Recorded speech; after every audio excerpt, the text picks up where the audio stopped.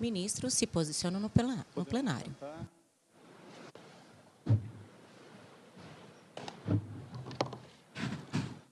Obrigado. Boa tarde. Declaro aberta esta sessão de 4 de setembro de 2025, a 25ª sessão extraordinária do plenário do Supremo Tribunal Federal. Solicito à senhora secretária que proceda à leitura da ata da sessão anterior.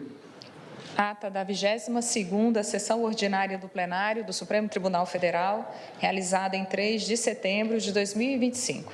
Presidência do senhor ministro Edson Fachin, vice-presidente. Carmen Lília, assessora-chefe do plenário do STF. À sua direita, Janela de Libras. Nunes Marques, André Mendonça, Cristiano Zanin e Flávio Dino.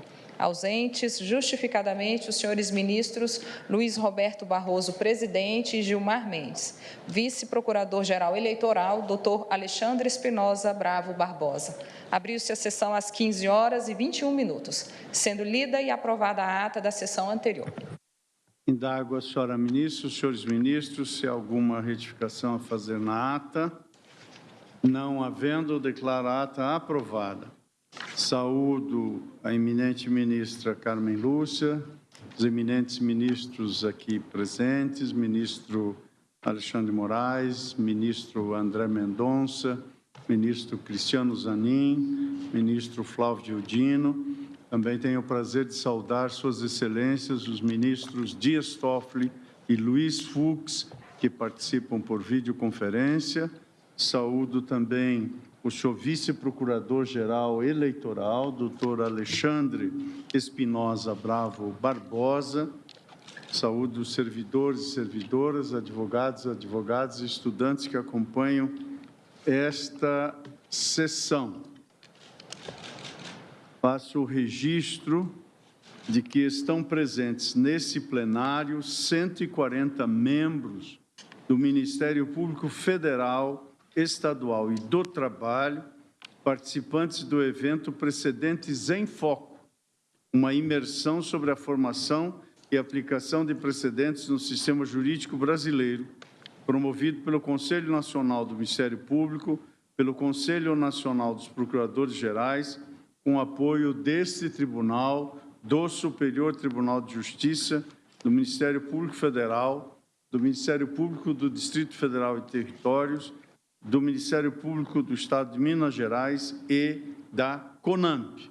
A iniciativa busca ampliar a participação do Ministério Público nos tribunais superiores e compartilhar experiências bem-sucedidas na formação dos precedentes. Portanto, sejam todos e todas bem-vindos e almejamos pleno êxito na atividade e muito proveito. Senhores ministros, senhora ministra, na sessão de hoje faço um esclarecimento inicial.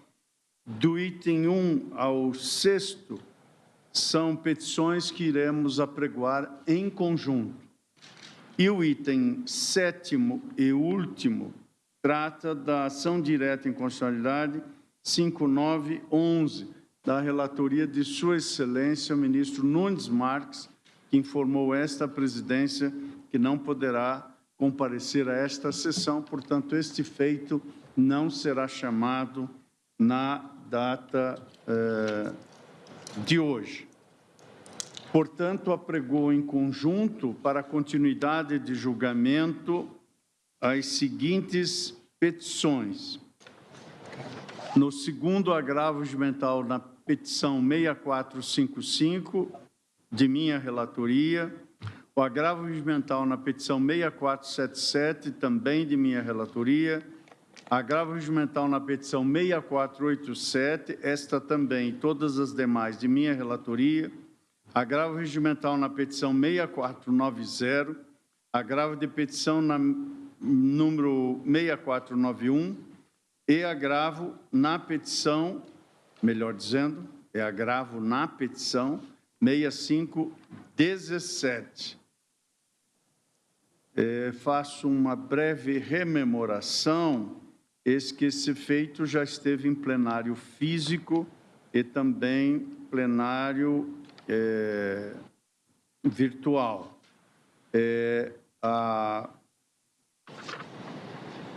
Os votos já colhidos são do relator e dos ministros Gilmar Mendes e Dias Toffoli.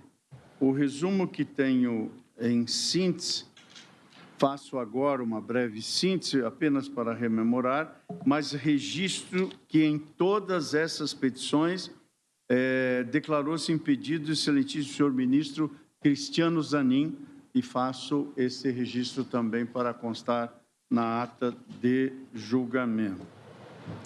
Portanto, confisco de bens em acordos de colaboração premiada na Lava Jato. 6477, 6487, 6490, 6491 e 6517, e que tramitam perante esta Suprema Corte em regime de sigilo. Com a palavra, Edson Fachin. Inicialmente, que os agravos regimentais submetidos à análise desse colegiado foram interpostos em breve síntese em face de decisão que determinou a implementação de medidas necessárias ao cumprimento da cláusula de perdimento de bens prevista nos acordos de colaboração premiada processados nos respectivos feitos.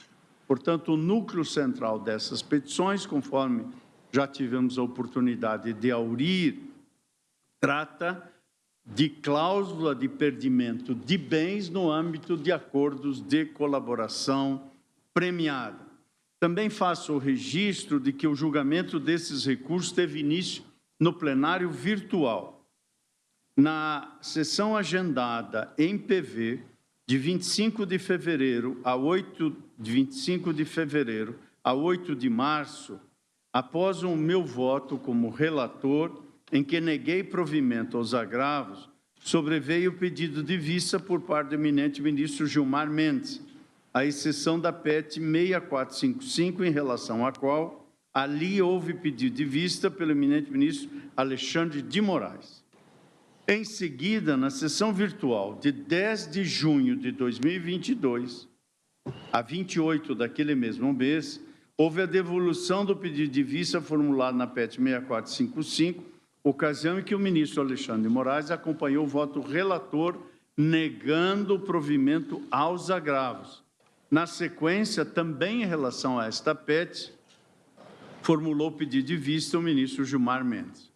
Foi retomado petições 6487, 6517, 6491, 6490, 6455 e 6477, confisco de bens em acordos de colaboração premiada na Lava Jato. Que foi acompanhado pelo eminente ministro Dias Toffoli.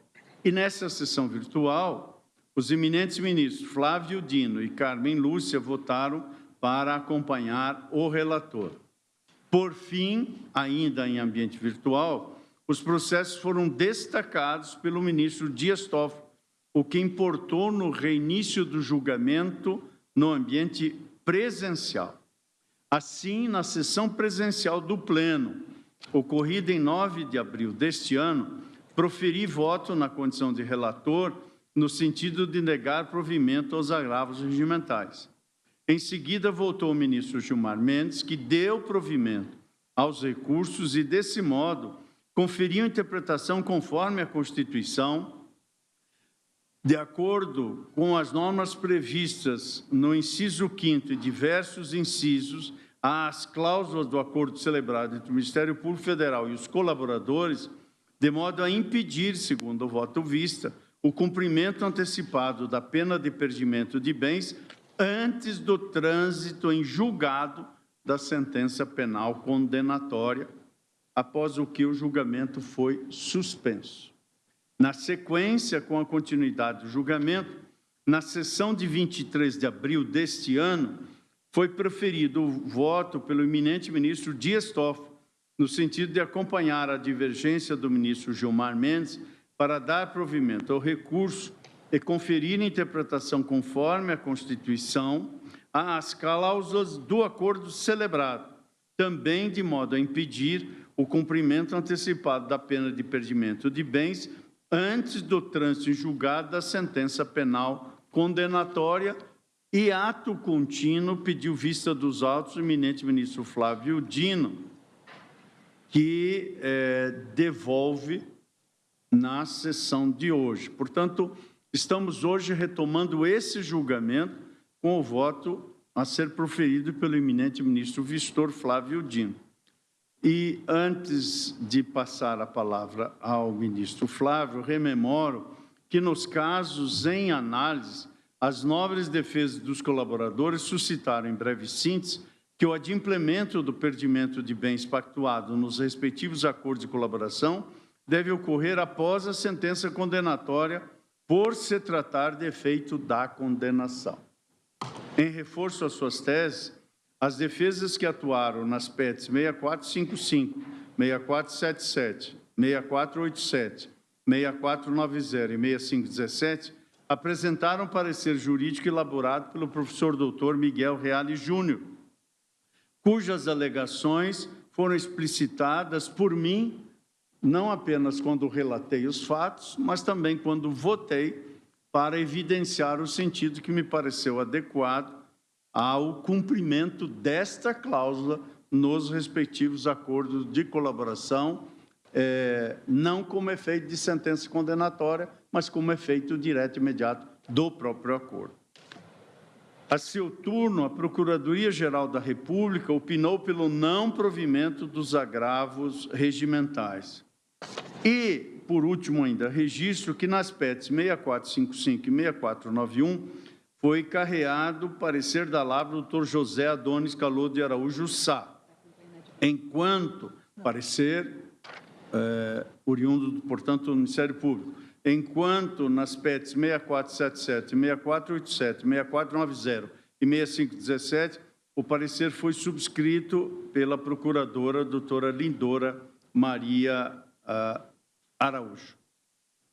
Assim, vamos, portanto, retomar esse julgamento com o voto vista, não sem antes explicitar aos senhores ministros, a senhora ministra e também quem nos acompanha nessa sessão, que no dia de hoje teremos duas posses no Superior Tribunal de Justiça.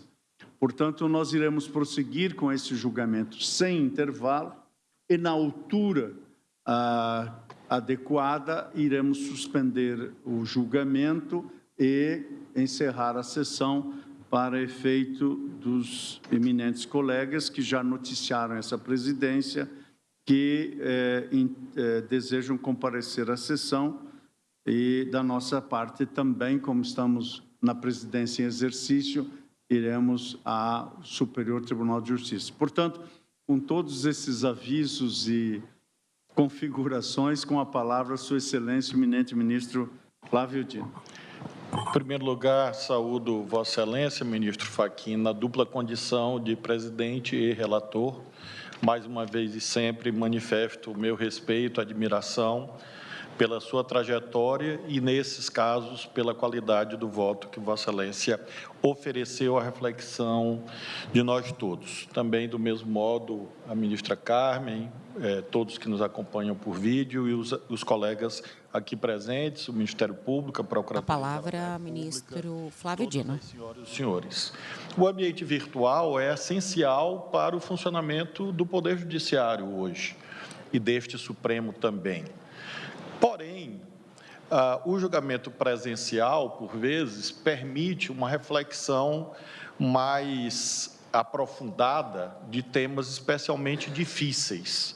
E este que estamos aqui julgando é um desses. É um tema realmente bastante complexo e, portanto, eu saudei a decisão dos ministros que pediram destaque, porque creio que será possível a todos nós encontrarmos colegiadamente e presencialmente uma solução mais adequada. E, de fato, presidente, fiz uma reflexão mais cuidadosa e apresento agora ao plenário. Em primeiro lugar, ontem, sob a relatoria do ministro André, debatimos acerca da lei de improbidade.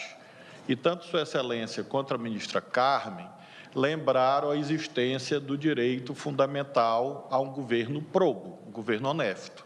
E assim, creio, me alinho firmemente, e meus 36 anos como servidor público mostram que, além de teoricamente aderir a esta corrente, na prática, ainda bem tenho essa prova empírica, eu diria. Pois não, ministra Carmen? Apenas para dizer que Vossa Excelência é um exemplo neste caso mesmo, e que nós precisamos, nós brasileiras e brasileiros, de exemplos como Vossa Excelência. Obrigado, ministra Carmen. Fico especialmente honrado pela sua alusão, por ser uma magistrada da sua qualidade e com a sua trajetória. De fato, portanto, voto sempre com muita tranquilidade, serenidade e independência, porque nesses 36 anos, graças a Deus, continuo na condição de ficha limpa. Ainda com a palavra, Flávio Dino, ministro do STF. Ação penal, e isso tendo gerido, como governador do Estado, há aproximadamente 120 bilhões de reais. Então, faço essa lembrança apenas para acentuar que as minhas preocupações aqui não têm nenhuma origem nessa experiência. Ao contrário, a minha preocupação é exclusivamente sob a ótica do direito positivado, especialmente sob a ótica constitucional. Eu tenho, todos sabem, posições muito nítidas, muito transparentes, mas sei bem que o papel do juiz, por mais incisividade e contundência que haja, sempre implica reflexão quanto aos vários valores em conflito. E o que nos dá o parâmetro de arbitramento quanto a todos esses conflitos é, sem dúvida, a lei. Nós somos guardiões da constitucionalidade e da legalidade, mesmo quando os fins são nobres. Os fins não justificam que haja um apartamento da lei. Além dessas considerações, eu gostaria também, à guisa de moldura, lembrar que esses feitos têm dificuldades práticas inerentes à trajetória que antecede, inclusive, a chegada a esse tribunal.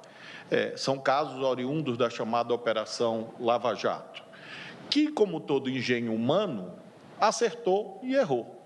Então, eu não sou daqueles que dizem que tudo que foi feito na Lava Jato foi certo, canônico, santificado.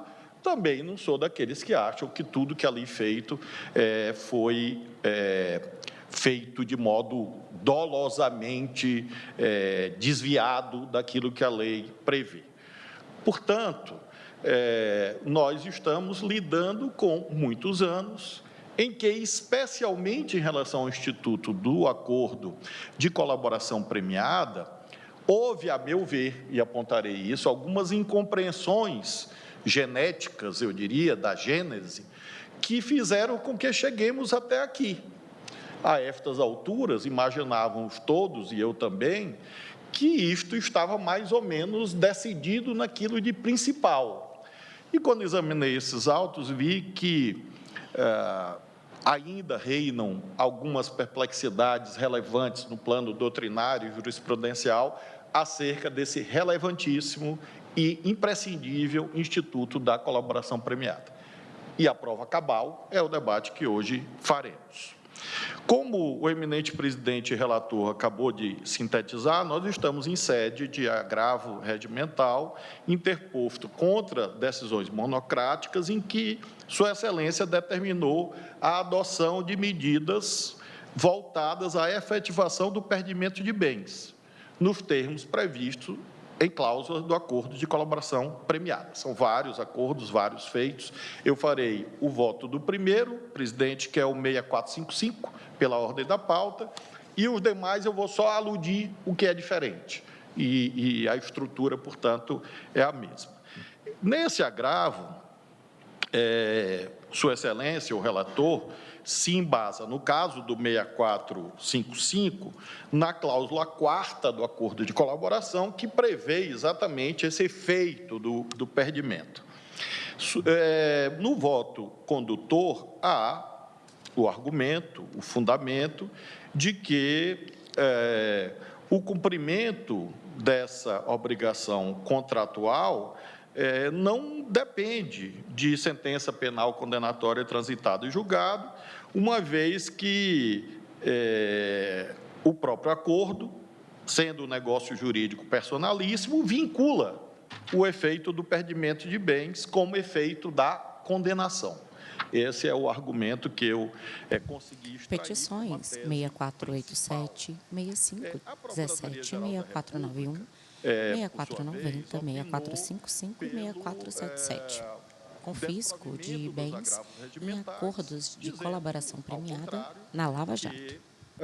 Ao contrário do que a parte privada pretende, o acordo deve ser integralmente e imediatamente cumprido com a manutenção da ordem de Sua Excelência o ministro relator, no sentido do perdimento imediato dos bens.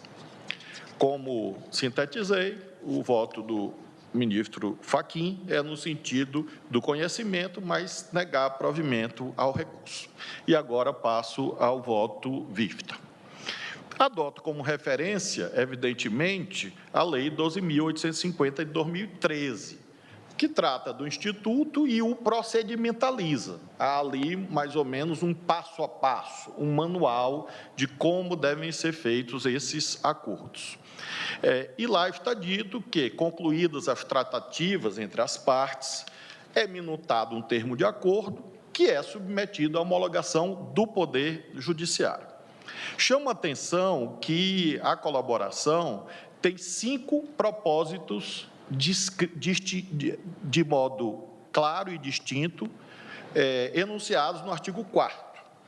Quais são esses 5 resultados possíveis ou almejados pelo Instituto da Colaboração Premiada? Inciso 1º, do artigo 4º, identificação dos demais coautores e partícipes da organização criminosa e das infrações penais por eles praticadas. Inciso 2º, revelação da estrutura hierárquica e da divisão de tarefas da organização criminosa. 3º, a prevenção de infrações penais decorrentes das atividades da organização criminosa. 4º, a recuperação total ou parcial do produto ou do proveito das infrações penais praticadas pela organização criminosa. É neste inciso que nós circunscrevemos a controvérsia. E 5º, a localização de eventual vítima com a sua integridade física preservada. Por que faço essa leitura? Para lembrar a todos nós que, dos 5 objetivos legalmente declarados como escopo da colaboração premiada, 4 estão associados à prestação de informações pelo colaborador. Portanto, é possível, até aritmeticamente, deduzir que o escopo principal de uma colaboração premiada é a obtenção de informações conducentes a um desses resultados. Deslindar o local da vítima, o local de, eventualmente, guarda da vítima, o desmantelamento da organização criminosa, identificação de partícipes, etc. E um dos incisos trata do perdimento de bens. Então, assento, portanto, que um principal objetivo do acordo de colaboração premiada é a obtenção de informações e, de modo acessório, a recuperação de bens e valores ao erário. O debate desta PET e das demais é acerca do momento em que deve ser realizado o perdimento de bens, ou, na linguagem técnica da lei, o momento de recuperação total ou parcial do produto ou proveito das infrações penais praticadas pela organização criminosa. Extrai-se do artigo 3º-A, digo eu, da Lei 12.850, artigo 3º-A, que o acordo de colaboração está intrinsecamente vinculado à existência de um processo, porque tal preceito declara que é da natureza da colaboração premiada ser um negócio jurídico, processual, ou seja, não é um negócio jurídico privado, não é um contrato que é celebrado dissociadamente de um processo, negócio jurídico processual, que, como tal, deverá ter utilidade e interesses públicos bem definidos. A questão patrimonial é um dos efeitos possíveis da colaboração, mas não se constitui um objetivo autônomo, desvinculado do que se passa na seara processual, negócio jurídico processual. Portanto, a própria lei mostra que não é um pacto autônomo. Nesse sentido, eu lembro que nós temos duas hipóteses que a legislação permite, em que não há sentença penal condenatória. Alguma. Quais são as duas hipóteses? Primeira hipótese, de modo explícito, no acordo de colaboração premiada, nos termos do artigo 4º, parágrafo 4º, o Ministério Público renuncia ao direito de propor ação penal. Ora, nesse caso, o acordo em si mesmo já pressupõe que inexistirá ação penal e, por isso, obviamente, o efeito é imediato, porque não há ação penal. A outra hipótese, mais complicada, que é basicamente a que nós estamos aqui, é aquela em que não houve a renúncia ao direito de ação, que nesses casos em nenhum houve, e, de algum modo, há a persecução penal, há um inquérito, há uma ação penal, e, ao final, o colaborador não resta condenado. Houve o arquivamento a pedido do Ministério Público, ou houve a propositura da ação penal e o réu foi absolvido pelo Estado juiz. E aqui nasce exatamente o problema. Não há dúvida que, na hipótese da explicitação, como cláusula do acordo, que não haverá ação penal, o juiz, a homologar, leva, por derivação lógica, ao efeito imediato. Nestes casos, como não houve esta cláusula, nos termos do artigo 4º, parágrafo 4º da lei, nós temos... A seção decide sobre o momento de que a pena de procedimento de bens, conforme previsto nos acordos firmados com o Ministério Público Federal e homologados pelo STF. O tema está em discussão em petições que tramitam em sigilo. Literal e pleno e imediato do acordo celebrado.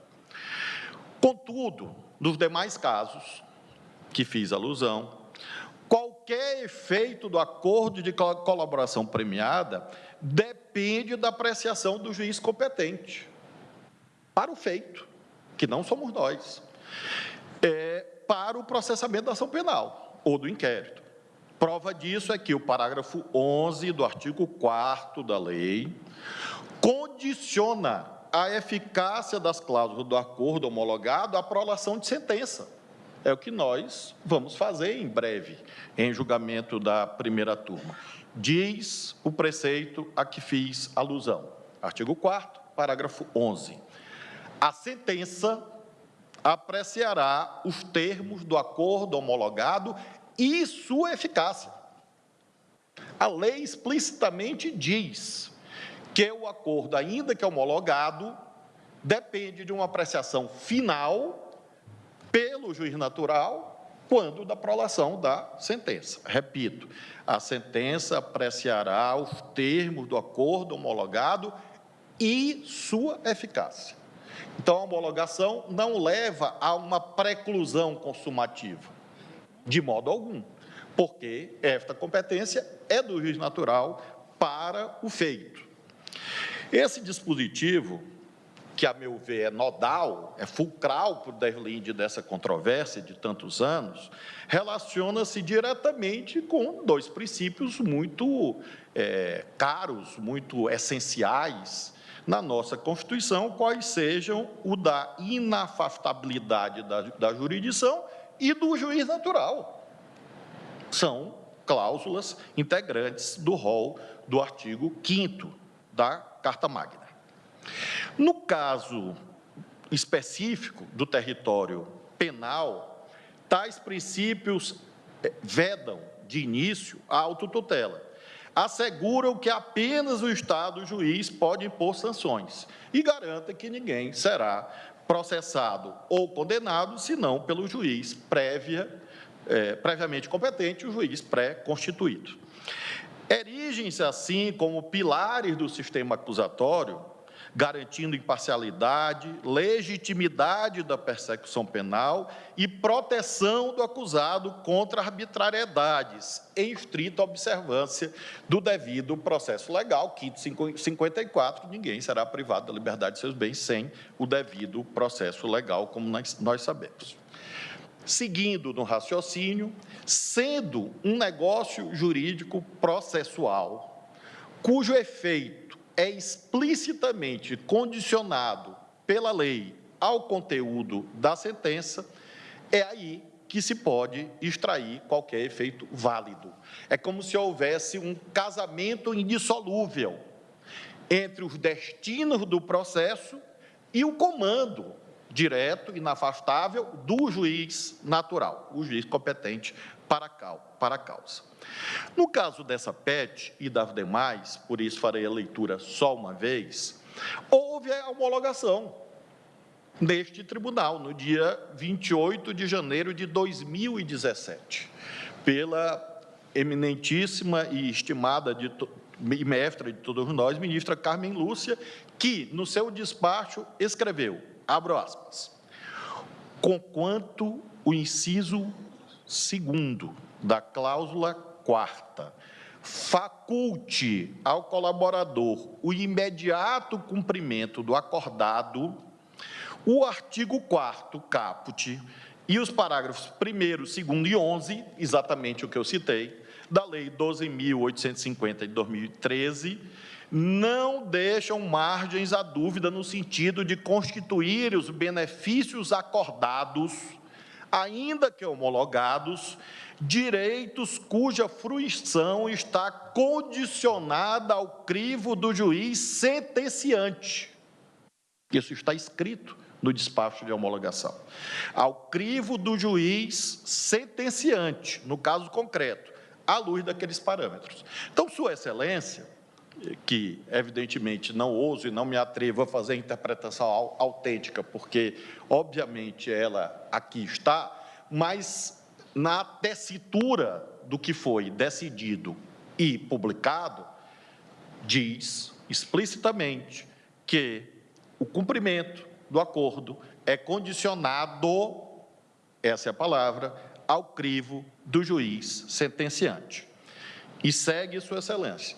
Portanto, o cumprimento antecipado do acordado, conquanto possa se mostrar mais conveniente ao colaborador, evidentemente não vincula o juiz sentenciante, nem obstará o exame judicial no devido tempo.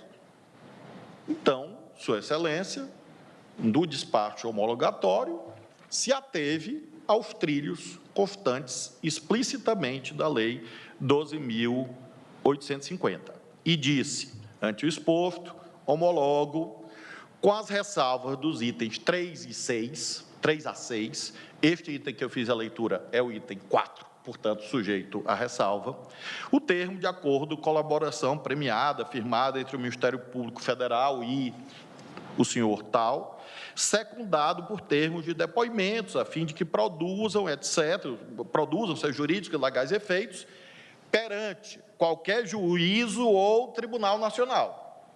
Então, na construção procedimental, naquele momento, claro que o Supremo pode mudar essa construção a qualquer tempo, evidentemente, e todos nós, de modo legítimo, na vida e na judicatura, podemos apreciar uma controvérsia de um jeito no momento e de outro jeito em outro momento, porque desde Heráclito sabemos que os rios e as pessoas sempre correm, sempre fluem, sempre se modificam.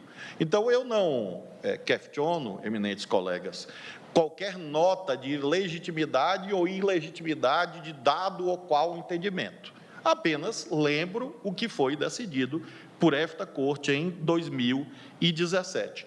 E, a meu ver, senhoras e senhores, isso assumiu para mim um peso determinante na minha convicção técnica.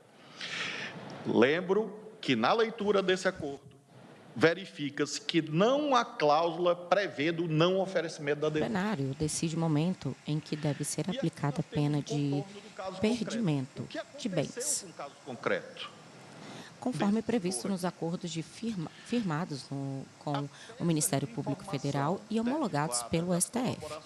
O tema está sendo discutido em petição e tramitado em sigilo.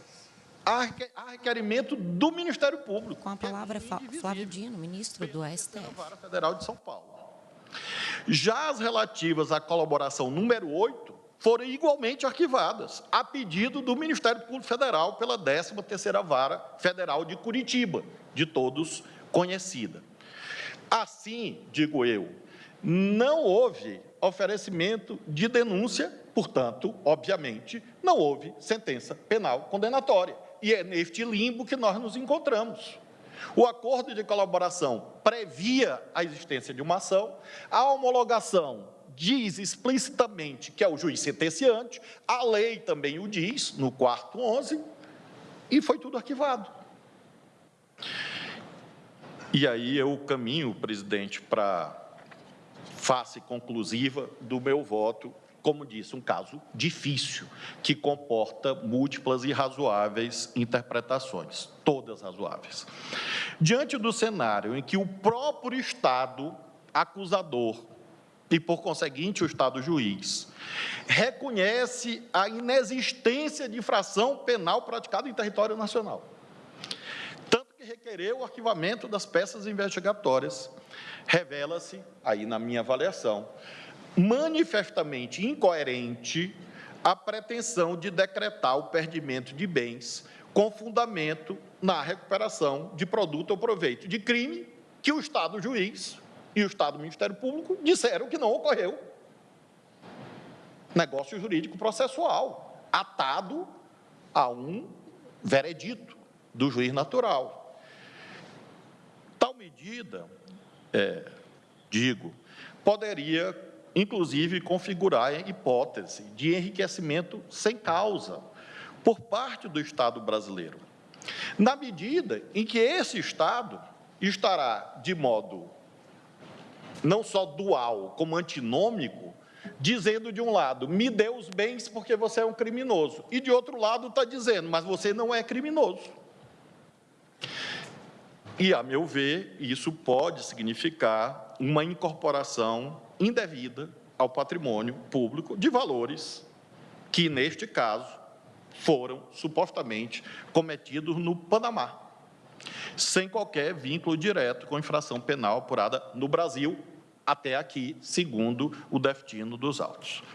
Em homenagem à reconhecida erudição do ministro Fachin em todas as áreas, mas especialmente no direito civil, eu acrescentei no meu voto dizer que, ainda que nós interpretássemos sob a ótica estrita do direito civil, que não é o caso, nós teríamos a incidência, na minha leitura, da hipótese de onerosidade excessiva, que está plasmada nos artigos 478 a 480 do Código Civil. Petições 6487, 6517, 6491, 6490 e 6455 e 6477, confisco de bens em acordo de colaboração premiada na Lava Jato. Obrigações couberem apenas uma das partes, que é o caso.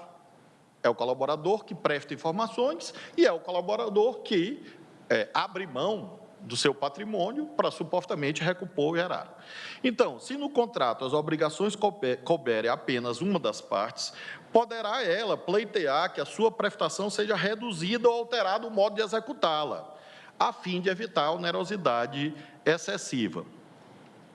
O 478 enuncia o que é onerosidade excessiva. Nos contratos de execução continuada ou diferida, que é o caso, diferida, se a prestação de uma das partes se tornar excessivamente onerosa, com extrema vantagem para a outra, em virtude de acontecimentos extraordinários e imprevisíveis, poderá o devedor pedir a resolução do contrato. Então, qual é a onerosidade excessiva? O Estado diz que não há crime. Qual é o acontecimento extraordinário e imprevisível? O desate do feito perante o juízo natural, sem que haja condenação. E, a meu ver, portanto, nós temos também, além de todas as leituras que fiz acerca da Lei 12.850, essa hipótese data vênia de enriquecimento sem causa, de onerosidade excessiva à luz do direito civil. O ministro Gilmar Mendes, no seu voto divergente, diz que a inexistência de condenação criminal de qualquer dos colaboradores nas diversas instâncias do Poder Judiciário provocam impossibilidade de se exigir previamente a perda dos bens, até com um reconhecimento do efeito, quem sabe, resolutivo, do dever de restituir em face do destino do inquérito ou da ação penal, ou da ação penal. No caso concreto, o arquivamento das investigações instauradas a partir do acordo de colaboração premiada celebrado entre o agravante e o Ministério Público Federal, motivado pelo reconhecimento da inexistência de infração penal praticada no território nacional, tem, a meu ver, a inaplicabilidade das sanções pactuadas em razão do falecimento, do encerramento da pretensão punitiva por parte do Estado brasileiro. Esta é a razão, senhor presidente, que neste caso e nos demais, eu peço vênia a Vossa Excelência, presidente e relator, para acompanhar a divergência inaugurada pelo ministro Gilmar, creio pelo ministro Toffoli, com um acréscimo apenas, que o juiz natural, que eu indiquei, o juiz natural que deve fazer o arbitramento quanto ao destino dos bens, e não o Supremo Tribunal Federal. Nós não temos competência, a nossa competência foi até a celebração e a homologação. O que farão com este dinheiro, que eu não sei nem quanto é, e não é meu papel saber quanto é, se o dinheiro vai ficar para o Estado, se o dinheiro vai ser doado, vai para um fundo público e não privado, ou será restituído ao réu, é uma decisão do juízo natural, da causa, e não, a meu ver, do Supremo Tribunal Federal. Essa é a razão pela qual adiro ao voto divergente com a enunciação da consequência, do passo seguinte. Qual o passo seguinte? Reconhecermos que o juízo competente para delindar o destino desses bens depositados, enfim, ainda com a palavra, ministro Flávio Dino. Que não há aqui nenhuma autoridade com foro. À sua direita, janela de Libras. Função. Senhor presidente, com a permissão de Vossa Excelência, eu sigo para o traço distintivo dos casos subsequentes. Como disse, será mais rápido, como eu costumo votar, diferente de alguns que não reconhecem, mas como eu sempre voto muito rápido, embora lamente a injustiça, nesse caso eu me dediquei um pouco mais a essa marcha processual complexa. Eu não sei porque o ministro Alexandre ri, eu não entendo essas coisas. O plenário. Todo, até Vossa Excelência, ministro André. Estou impressionado. Daqui sou advogada, para garantir que Vossa Excelência fala pouco, gostaria de ouvir muito mais, é que eles não entendem que Vossa Excelência, quando fala, é tão sábio que eles ficam achando que é muito em saber. Ah, entendi. A senhora, de fato, tem um grande futuro daqui a uma década, mais ou menos, na advocacia. Continua muito afiado. A tese é ótima. Então, eu finalizo, senhor presidente, votando caso a caso, apenas no traço distintivo. Votei na PET 6455. Petições que falam do confisco de bens em acordos de colaboração premiada na Lava Jato. Neste caso, da PET 6477, eu lembro que, até hoje, as peças de informação, me baseando nos autos, pode ser que o destino até já seja outro, mas, baseando nos autos, neste caso da 6477, as peças de informação derivadas das colaborações ainda se encontram na fase investigatória, na seção judiciária de São Paulo. Assim, até o presente momento, não há notícia da existência de sentença penal condenatória. No caso da E o voto, presidente, é no mesmo sentido, acompanhando a divergência com o acréscimo de que caberá ao juiz natural do feito a resolução quanto ao destino dos bens. Na 6487, que é o terceiro caso, o terceiro voto, portanto, na 6487, o traço que o diferencia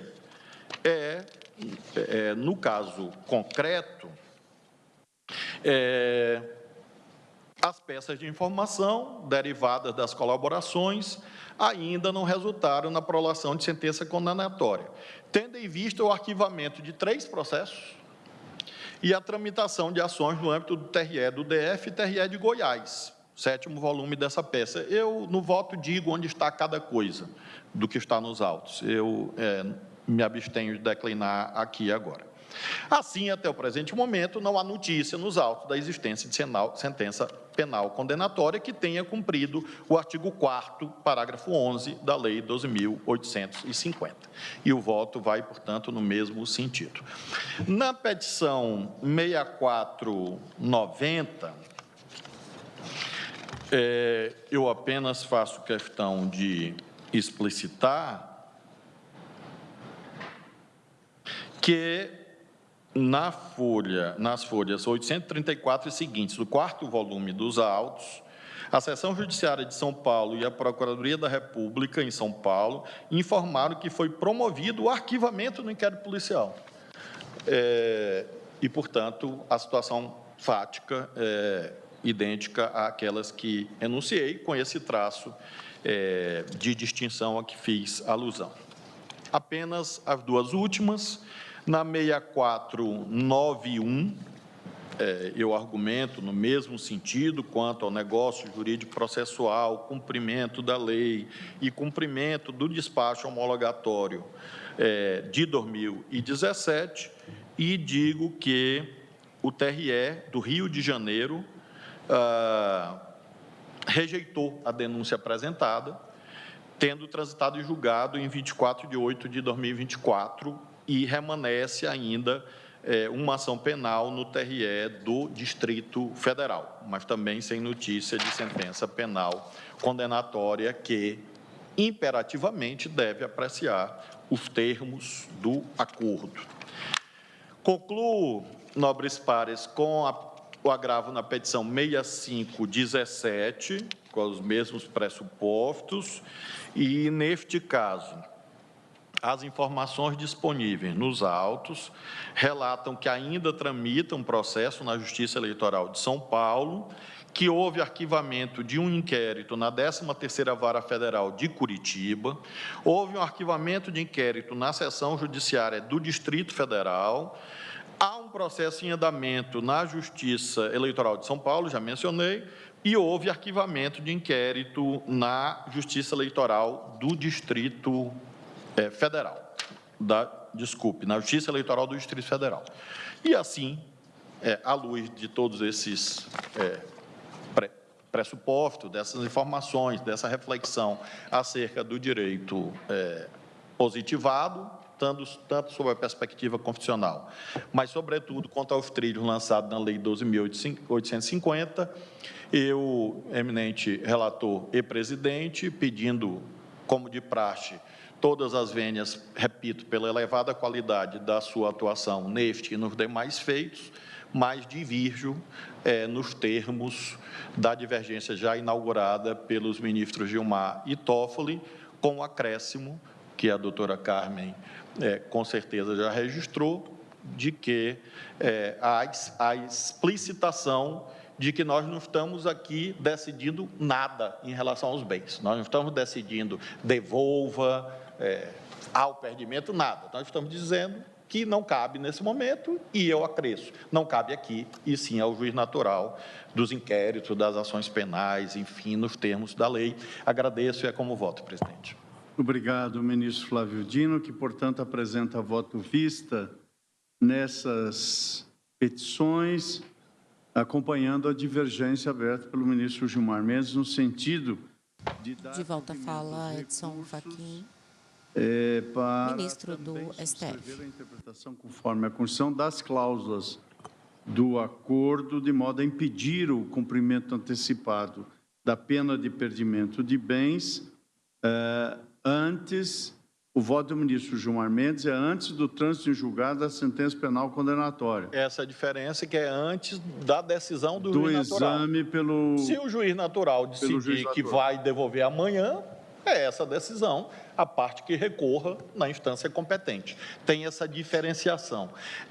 E, presidente, eu esqueci de mencionar, é que, quando pedir vista, me ative também a aspectos de acordo de meação, valorização cambial, etc. Por coerência, eu remeto todos esses itens também para o juiz natural, que aí aprecia lá à luz do que considerar cabível. Creio que está claro. Muito obrigado, Vossa Excelência. Agora, para o voto, passamos a palavra ao eminente ministro André Mendonça. Agradeço, senhor presidente. Só, se me permite, primeiro saudá-lo, saudar a presidência de Vossa Excelência, os eminentes ministros, vice-procurador-geral da República aqui presente, doutor Alexandre, advogados, advogadas e todos aqueles que nos acompanham. Com a palavra agora, André Mendonça, ministro do STF. Ministro Dino, nos casos em que já houve arquivamento, então, essa decisão já estaria resolvida, né? Mas eu não adiantei, ministro André, porque como eu considero que o juiz natural não é aqui, caberá ao interessado, no juízo do arquivamento, como só ia acontecer em qualquer restituição, peticionar lá e dizer, olha, houve arquivamento, eu quero meus bens, ou o Ministério Público vai dizer, enfim, mas sempre lá, mesmo que haja arquivamento. Entendido. Agradeço, ministro Flávio Dino. Eu inicio o meu voto, que será divergente em relação ao eminente ministro Dino e convergente ao eminente relator, ministro Luiz Edson Fachin, ao menos fazendo um apelo ao ministro Flávio Dino, porque entendo que esse apelo à reflexão não altera a conclusão de Vossa Excelência. Conceitualmente, não entendo que a recuperação dos ativos referida lá no inciso 4º seja acessório. E eu fundamento isso, e por isso que peço a reflexão, com base na Convenção de Mérida, que está presente no nosso país e tem status de lei, porque foi objeto de adesão. A Convenção de Mérida, no artigo 1º, ela faz referência a 3 finalidades específicas da Convenção. A primeira, fortalecer e prevenir promover e fortalecer as medidas para se prevenir e combater a corrupção. A segunda finalidade é promover, facilitar e apoiar a cooperação internacional e a assistência técnica na prevenção e na luta contra a corrupção, incluída a recuperação de ativos. Então, é uma finalidade essencial, admitida pelo Brasil com status de lei. E terceiro, a promoção da integridade na gestão dos assuntos e dos bens públicos. O artigo 51 da Convenção diz, de modo mais específico, que a restituição de ativos de acordo com o presente capítulo é um princípio fundamental da presente Convenção. Apenas faço essa consignação para uma reflexão, eventualmente posterior, porque entendo que a admissão desse ponto como essencial para o combate à corrupção não prejudica, eventualmente, a interpretação que Vossa Excelência teve em função dos casos concretos. Eu, presidente, aqueço a reflexão e vou acrescentar no meu voto a alusão à Convenção de Mérida, embora reafirmando que, sob a ótica da lei, são 4 incisos sobre informações e 1 sobre restituição, que foi essa a interpretação, mas claro que iniciarei com a sua reflexão, que eu incorporo e agradeço a Vossa Excelência. Agradeço, ministro Dino. Dito isso, é importante nós vislumbrarmos se mesmo antes da lei das organizações criminosas, que é a lei que trata e que está referido o artigo 4º e a colaboração premiada que estamos discutindo, se já havia outras possibilidades de restituição de valores antes da sentença penal condenatória. Porque o artigo 91 do Código Penal diz, de fato, que um dos efeitos, ou são efeitos secundários, vamos chamar assim, da sentença condenatória, primeiro, inciso 1, tornar certa a obrigação de reparar, de indenizar o dano, e 2, o perdimento em favor, no caso da União, do produto do crime ou de qualquer bem ou valor que constitua proveito ao ferido. Então, estes efeitos patrimoniais são efeitos decorrentes de uma sentença penal condenatória. Porém, mesmo antes da sentença penal condenatória e não condicionada a uma sentença penal condenatória, o Código Penal já previa possibilidades de pagamento antecipado dos valores correspondentes aos danos causados pelo ilícito ou ao proveito econômico auferido pela prática do crime. Temos o Instituto do Arrependimento Posterior, no artigo 16, que diz que nos crimes cometidos sem violência ou grave ameaça à pessoa, reparado o dano ou restituída a coisa por ato voluntário, a pena será, no futuro, reduzida de 1 a 2/3. E, dentre as circunstâncias que o magistrado pode considerar como atenuantes na fixação da pena, no artigo 65(3), a linha B do Código Penal, temos ali a circunstância por sua espontânea vontade e com eficiência, logo após o crime, evitar-lhe ou minorar-lhe as consequências ou ter antes do julgamento reparado o dano. O 65(3), a linha D, também prevê como condição ou como possibilidade de circunstância atenuante autônoma o fato de haver a confissão espontânea da autoria do crime. Então, não é inovador, mesmo à luz do Código Penal, a questão da indenização do dano ou mesmo do perdimento do proveito do ilícito estar condicionado a uma sentença penal condenatória. Dito isso, me detendo especificamente no artigo 4º da Lei das Organizações Criminosas. O artigo 4º diz, textualmente, que o juiz poderá, no futuro, a requerimento das partes, conceder perdão judicial, reduzir em até 2/3 a pena privativa de liberdade ou substituí-la por restritiva de direitos daquele que tenha colaborado efetiva e voluntariamente com a investigação e com o processo criminal. Então, no futuro, o juiz poderá conceder benefícios ao colaborador, desde que dessa colaboração... Ainda com a palavra, André Mendonça, ministro do STF. À sua direita, janela de Libras. Dentre eles, a recuperação total ou parcial do produto ou do proveito das infrações penais praticadas pela organização criminosa. O ministro vota sobre a petição 6487, 6517, 6491, 6490, 6455 e 6477, que fala sobre o confisco de bens em acordos de colaboração premiada na Lava Jato. Porque a expressão efetiva e voluntária, aqui também no 4º caput, não são, eu diria, sem a devida importância, elas são, de fato, relevantes. Dito tudo isso, eu me detenho na decisão homologatória da lavra de Sua Excelência, a eminente ministra Carmen Lúcia. A remissão que na decisão homologatória se faz ao juízo de primeiro grau não é quanto ao perdimento de bens. Porque, quanto a esses ministros, Vossa Excelência me permite, é uma previsão legal do acordo. Exatamente. Então, aquele texto, conquanto o inciso 2, o que diz o inciso 2 do acordo? Sobre a pena privativa de liberdade. Quanto a essa, sim, se remete para o juiz de primeiro grau. Não há dúvida disso.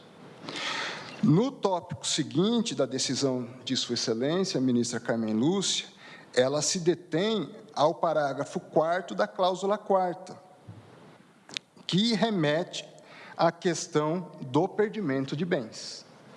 E esse parágrafo 4º da cláusula 4ª, ele diz textualmente, no presente, naquele momento em que firmado e, por conseguinte, validado por homologação deste Supremo Tribunal Federal, o colaborador renuncia aos valores e bens móveis e imóveis citados no inciso 4, os quais encontram-se especificados nos apensos deste acordo. E o inciso 4 é o que trata do perdimento dos bens. Então, naquele ato, já houve a renúncia. E por que houve a renúncia? Porque o colaborador reconheceu, ele próprio reconheceu que aqueles bens eram produto do crime, que ele só obteve aquele patrimônio porque ele praticou corrupção. Ele confessa isso. Então, essa questão, com a devida vênia aos entendimentos em contrário, não está condicionado a execução dessa consequência de renúncia e efetivo perdimento a eventual cumprimento ou avaliação do juízo de primeiro grau.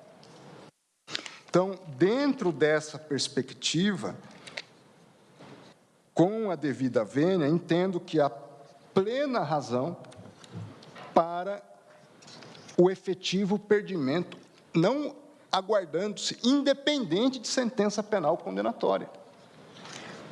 Porque o delator ou colaborador, ele confessa que ele obteve aquele patrimônio fruto da corrupção. O não perdimento desses bens, porque é o que vai acontecer, o não perdimento desses bens significará ele confessar que aquele patrimônio é produto do crime, é produto de corrupção, ele confessa e ele passa agora a usufruir de forma definitiva daquele produto. Ministro André, apenas garanto para Vossa Excelência 30 segundos. Por favor. Também à guisa de reflexão de nós todos. Nós estamos em sede de processo penal. A confissão não é absoluta. 197, 198, 200. Então, da mesma forma, e quem atribui desvalor à confissão não somos nós, é o juiz natural, que arquivou, o Ministério Público que não propôs ação penal. Isso está expressamente previsto. Então, a confissão que não vale nem para prender a pessoa, também, a meu ver, por um evento externo à vontade dele, e a nossa também. O fato é que o juiz competente, o promotor natural, disseram que não tem crime. Apenas esse elemento que, inclusive, eu vou incorporar ao meu voto a estas alturas com cara de vencido, mas honrosamente vencido. Agradeço, ministro Dino. Repito, ele confessa. O fato dele confessar não significa que, no curso de um processo penal, haverá outros elementos que demandem o não prosseguimento da ação penal. São circunstâncias outras. O fato é que ele reconhece, ele se beneficia dos dispositivos de não apenamento ou não prosseguimento de outras persecuções e investigações em relação a ele. Ele se beneficia de tudo isso. Então, entendo que a não execução e o não perdimento dos bens significará a legitimação do enriquecimento ilícito que for perpetrado. Então, com a devida vênia, e acho que as questões referentes à pena, e por isso que esta, sim, condicionada à análise de primeiro grau, demandará outras avaliações. Agora, ele confessou de modo espontâneo, livre, perante o próprio Supremo Tribunal Federal, esse acordo foi homologado, é formalmente válido, e, nesse aspecto, materialmente, ele demanda o efetivo perdimento dos bens, com a devida vênia aos entendimentos em contrário. Tanto não há, vamos dizer assim, uma assunção de de um compromisso de resultado, que o próprio objeto da confissão dele é um meio de prova, ele não é a prova em si. Se fosse a prova em si, aí sim nós demandaríamos uma avaliação ao final, para saber se aquilo era tudo, na sua inteireza, apto e robustecido diante de outros elementos para uma condenação ou não, mas um meio de prova. E parte-se num acordo de colaboração da boa-fé. Ou nós estaríamos, com a devida vênia, extirpando a possibilidade de um acordo de colaboração e as concessões que o Ministério Público faz no âmbito de uma negociação dessa natureza, onde provavelmente já não haveria interesse do próprio Ministério Público em fazer acordos dessa ordem, porque faz-se uma série de concessões, o benefício para o colaborador é certo, e para o Estado é incerto e condicional, na sua inteireza. Assim, acompanho Vossa Excelência, senhor ministro, presidente e relator. Muito obrigado, eminente ministro André Mendonça, que acompanha o relator. Como vota Sua Excelência, ministro Alexandre de Moraes? Vossa Excelência concede uma parte? Boa tarde, concedo. Muito obrigado. Só uma boa tarde antes. Apenas para lembrar que a colaboração premiada é sempre apreciada. Nós, da primeira turma, estamos às voltas exatamente com esse tema que Vossa Excelência traz. A palavra é Flávio Dino, ministro do STF. E nós não estamos atribuindo ainda o valor pleno, exatamente porque há uma apreciação judicial. O raciocínio de... Houve perdimento de bem nesse caso? No caso do Mauro Enucídio, eu não sei, realmente o relator sabe, mas houve, nós vamos valorar... Qual caso é esse, ministro Flávio? Qual caso é esse? É do coronel Mauro Cid. Não houve perdimento. O coronel Mauro Cid prestou colaboração premiada e nós vamos valorar se é meio de prova, em que condições, prova em relação a quê e o tamanho dos benefícios, que não são eles aqui enunciados. Os advogados de defesa, neste caso, dos outros réus, estão exatamente atribuindo um efeito relativo à colaboração premiada. E o raciocínio de Vossa Excelência vai num sentido quase que de absolutização da colaboração premiada, e compreendo, no sentido de que haveria um desestímulo, um desincentivo, mas é um debate importante esse, porque, com certeza, os votos que estamos aqui a proferir podem repercutir lá também. Mas não houve perdimento. Portanto, devida vênia, esse é o ponto, são outras discussões. Nós estamos discutindo coisas distintas. Não, sim, mas hoje estamos... Mas eu agradeço ao ministro Alexandre a parte em tutela antecipada. Eu fui citado, o meu voto, o senhor me concede? Lógico, ele concede, claro que ele concede a parte, mas não sou eu. São questões distintas, com a devida vênia, ministro Dino. Uma coisa é em relação a perdimento de bens. Outra coisa é o que foi previsto nesse próprio acordo, e a decisão da ministra Carmen expressamente reconhece, é quanto aos efeitos penais de benefícios em relação à colaboração. Então, nós não estamos tratando, com a devida vênia, dos efeitos penais. Esses, sim, cabem ao primeiro grau. E esse, para mim, é um ponto fundamental da divergência, porque nós partimos de premissas totalmente distintas. Uma questão são os efeitos penais, outra questão são os efeitos patrimoniais. Ministro Alexandre, para o voto, Vossa Excelência, a palavra. Obrigado, presidente. Cumprimento Vossa Excelência, cumprimento a ministra Carmen, os ministros presentes, ministro André, ministro Flávio, ministro Zanin, que também está presente, os ministros que nos acompanham por videoconferência, o nosso vice-procurador-geral. Com a palavra agora, Alexandre de Moraes, ministro do STF. À sua direita, Janela de Libras. Quando presidente no Tribunal Superior Eleitoral, é um prazer ter Vossa Excelência aqui. Presidente, essa questão é importantíssima, tem vários reflexos. O ministro Flávio, como diria a minha avó, minha falecida avó, dizia, está fazendo um reclame, né, ou um trailer agora do julgamento de terça-feira. Aqui, presidente, acho que nós temos que separar em 3 pontos. Me parece importante essa reflexão, até porque talvez os 2 primeiros pontos tenham efetivamente sido o móvel da manifestação do ministro Gilmar.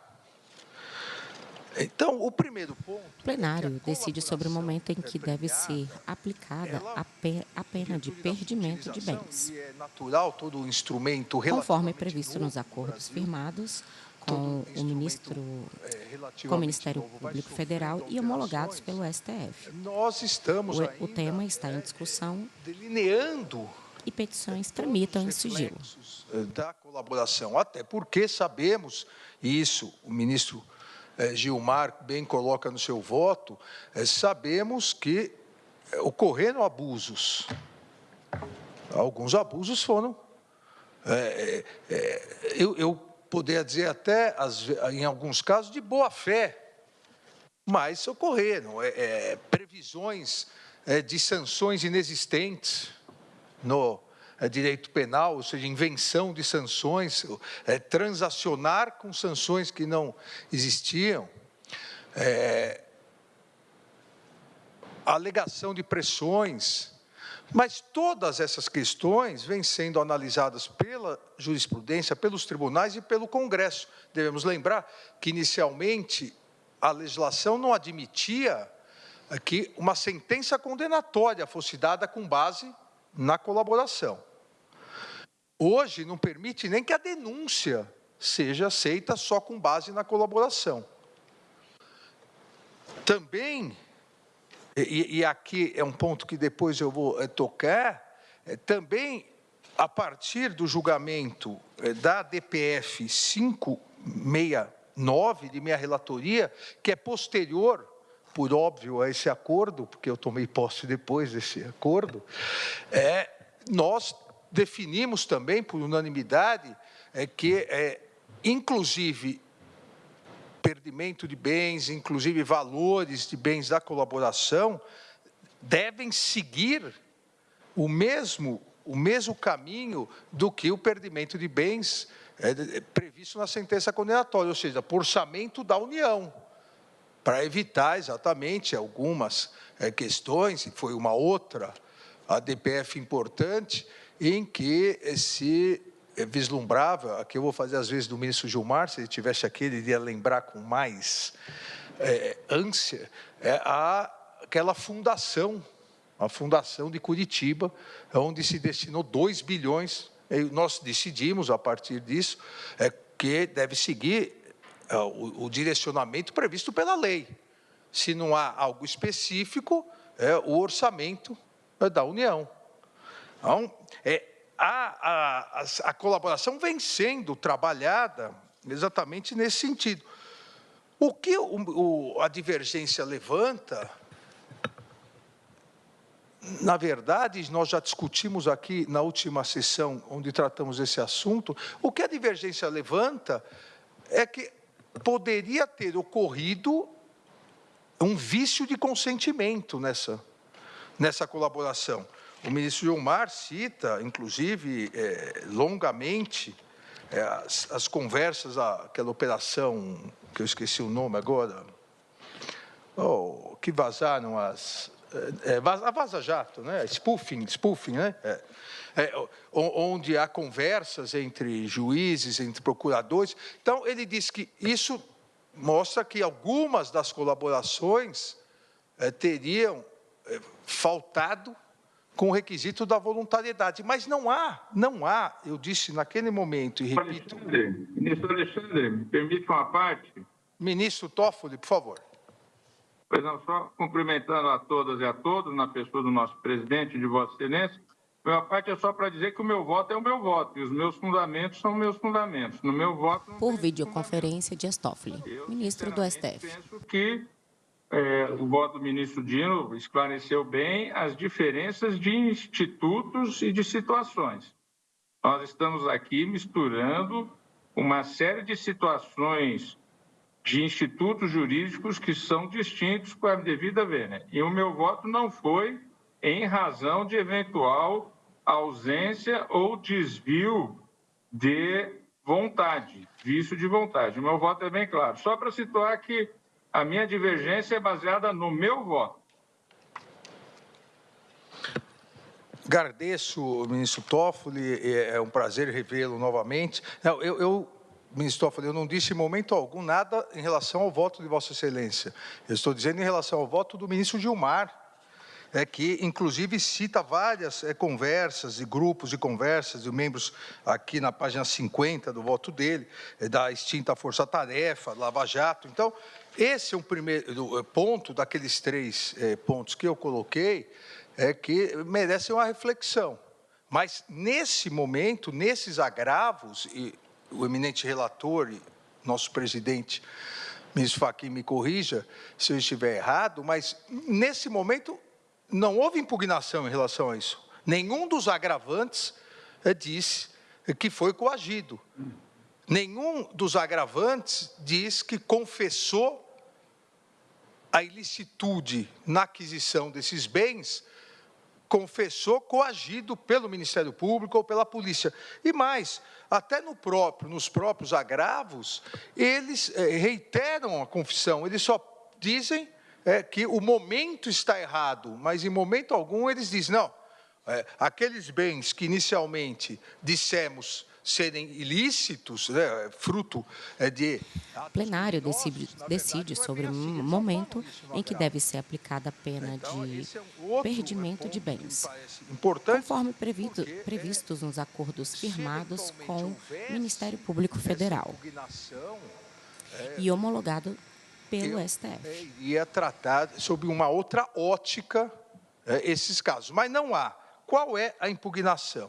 A impugnação específica é que um acordo feito, uma cláusula de acordo feita na colaboração premiada, onde se renuncia a esses bens, onde se reconhece, se confessa a ilicitude na aquisição de determinados bens, que essa cláusula só pode ser executada após sentença condenatória. Me parece aqui, peço todas as vênias à divergência, me parece aqui que ou nós alteramos o instituto da colaboração premiada, ou não podemos dizer que o acordo depende, a sua execução, nesse caso específico, de perdimento de bens, depende da sentença condenatória. Olha, não haveria nem necessidade do acordo, porque é efeito da sentença condenatória o perdimento dos bens.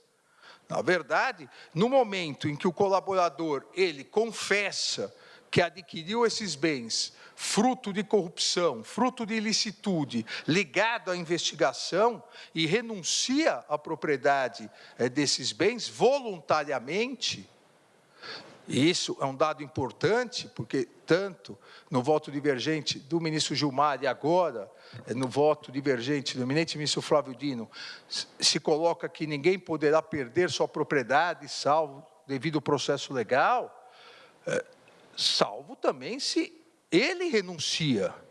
A propriedade não é um direito irrenunciável. A propriedade é um direito fundamental, mas é renunciável. E aqui houve a renúncia. A partir da confissão houve renúncia. E não me parece possível nós queremos vincular automaticamente a cláusula, o acordo, com a obrigatoriedade de uma sentença condenatória como um efeito secundário da sentença condenatória. Repito, ao meu ver, com a devida vênia das posições em contrário, se assim fosse, não haveria nem necessidade do acordo. Para esse fim específico, vamos esperar a sentença condenatória. Ministro Alexandre, um pedido de esclarecimento, porque eu não estava aqui. E é uma curiosidade, na verdade, até para eu formar um juízo fora dos autos para o futuro, uma reflexão acadêmica teórica. Por que esses bens não foram incorporados ao patrimônio público no momento da homologação? Qual foi a razão, fática ou jurídica? Porque se assim o é, feito imediato, é uma curiosidade. Por que não houve essa incorporação em 2017?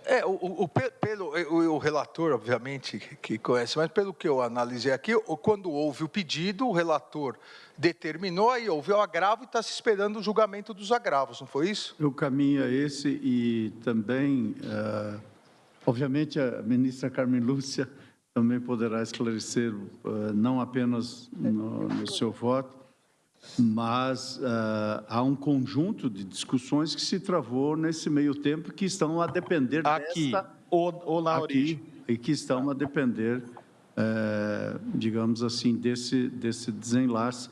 Mas, ministro Alexandre, gostaria que Vossa Excelência continuasse com tranquilidade para concluir o voto. Por favor, ministra Carmen. Não, só para acrescentar que, ministro Flávio, que quando vieram, e eu apenas decidi esses casos porque teve, de um lado, lamentabilíssima perda do ministro Theory, que me deixou de presente o ministro Alexandre, que o sucedeu, porque era um grande amigo e, enfim, uma pessoa que estava trabalhando nestes casos, que foram entregues aqui todas as petições no dia 19 de dezembro de 2016. Palavra, ministra Carmen Lúcia.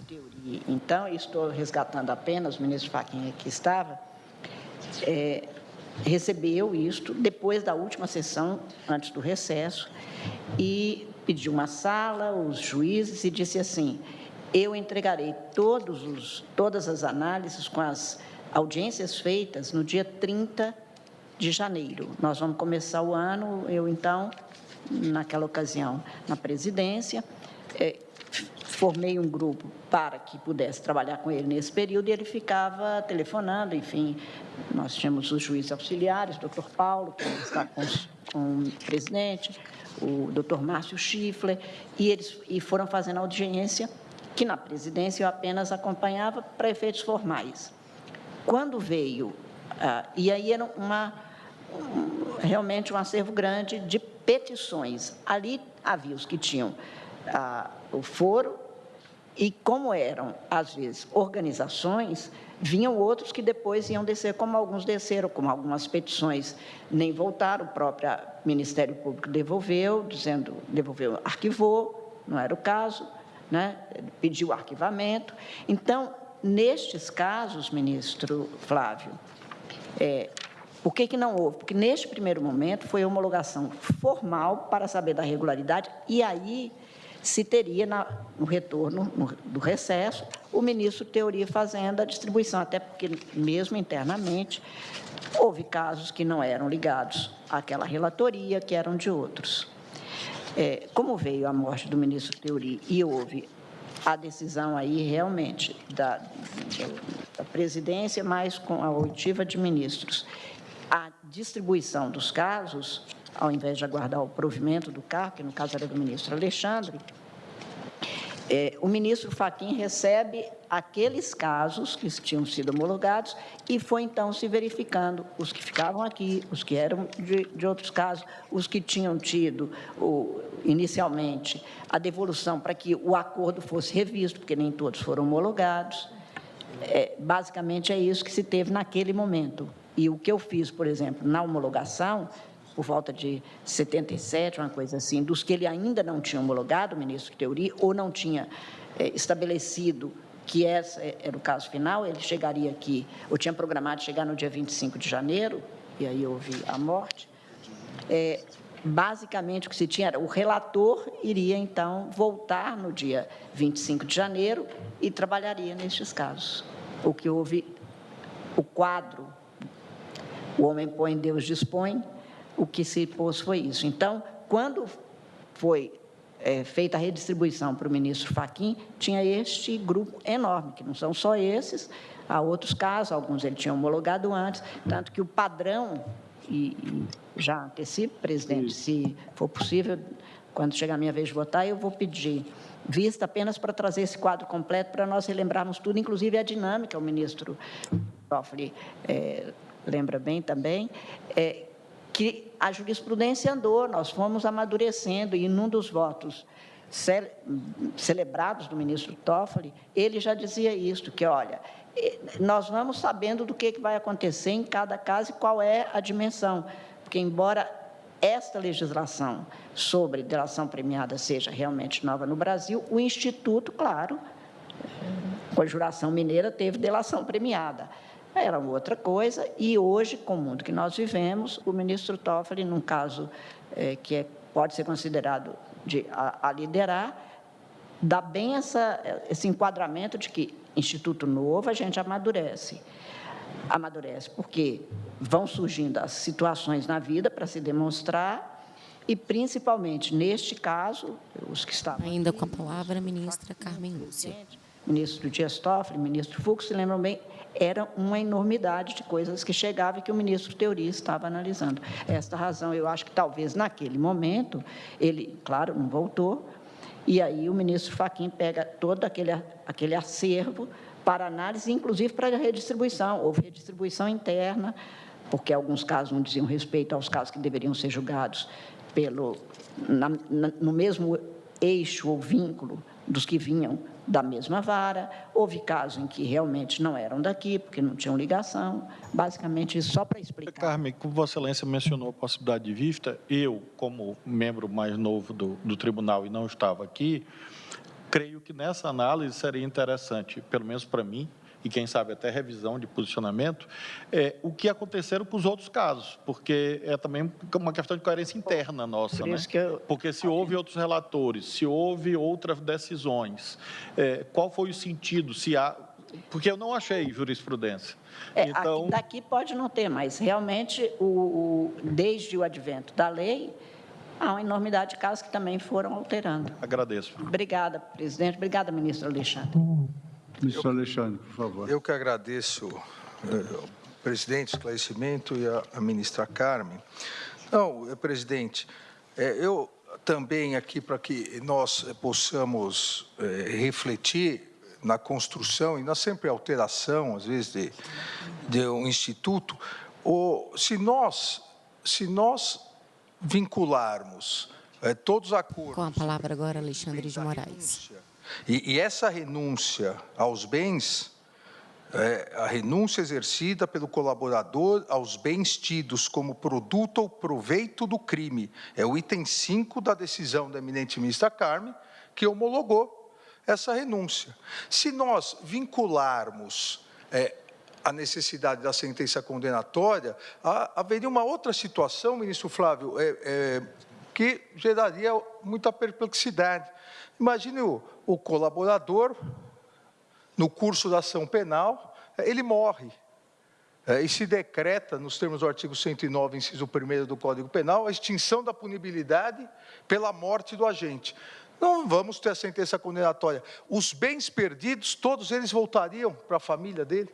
Ou seja, mesmo ele reconhecendo a ilicitude dos bens, incorporariam ao seu patrimônio a herança e passariam para a família. Então, o ministro André colocou essa questão, e eu concordo com Sua Excelência, que aqui, se nós condicionarmos isso, qualquer obstáculo a uma sentença condenatória... Ministro discursa sobre as petições 6487, 6517, 6491, 6490, 6455, 6477, de um crime, renunciou, que fala do confisco de bens em acordos de colaboração premiada na Lava Jato. Se beneficiasse qualquer à sua direita, janela de Libras. Uma sentença condenatória.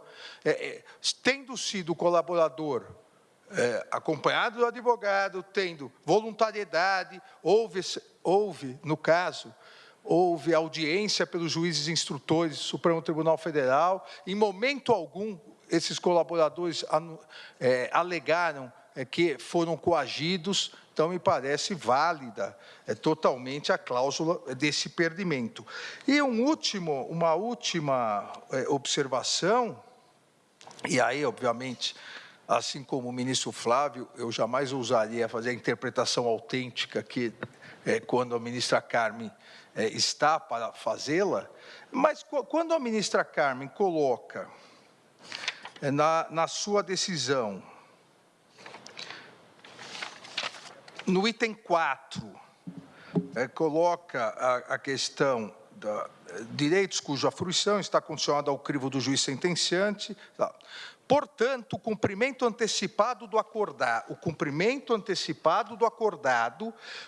conquanto possa se mostrar mais conveniente ao colaborador, evidentemente não vincula o juiz sentenciante, nem obstará o exame judicial no devido tempo. Isso foi colocado na decisão. O agravante diz que isso significa que quem tem que concordar ou não com o momento do perdimento é o colaborador. Não me parece que é isso que foi colocado.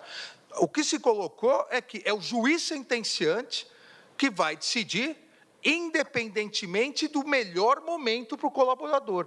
Porque naquele período, ministro Alexandre, o que o ministro Theori, e das anotações essas que eu faço, eu ainda tenho tudo do período, e também os juízes, inclusive... O plenário decide o momento em que deve ser aplicada a pena de perdimento de bens, conforme previsto nos acordos firmados no Ministério Público Federal e homologados pelo STF. Por isso a referência que o ministro André fez...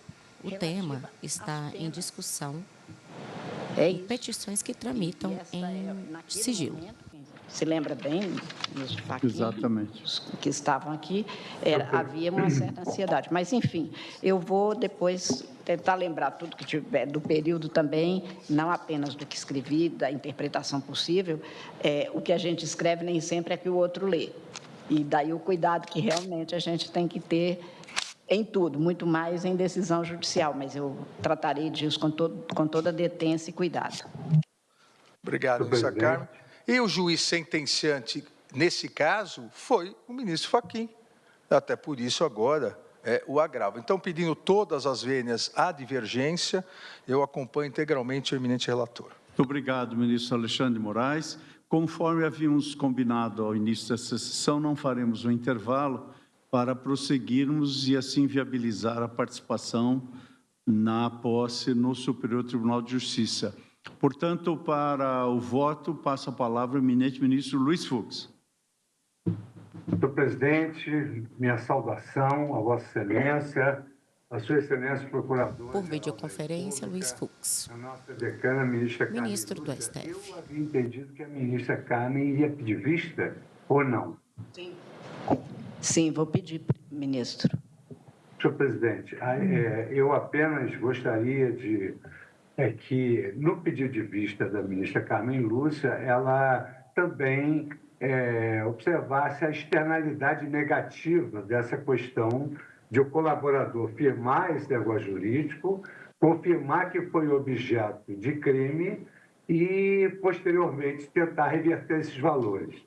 Eu notei, evidentemente, que Sua Excelência, o ministro Dino, ele teve esse pudor que nós, magistrados, temos de intervir nessas causas e, eventualmente, proferir uma decisão facilitária, que possa gerar a impressão de que nós estamos devolvendo dinheiro de quem cometeu um ato ilícito confessadamente.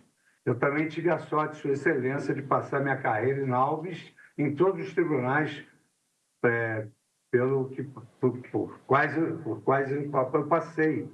Então, nós juízes temos esse pudor, mas no caso aqui específico, devemos levar em consideração algo que foi reafirmado agora, inclusive, nos votos dos ministros André Mendonça e Alexandre de Moraes, que há uma questão aqui inequívoca, né? Que a parte comprova que obteve bens ilícitos e se no caso aqui, parece ter ocorrido essa colaboração, foi em detrimento do patrimônio público, dos bens públicos. Então, é sempre com muita cautela que nós devemos analisar, talvez, uma modificação de entendimento quanto a essas colaborações.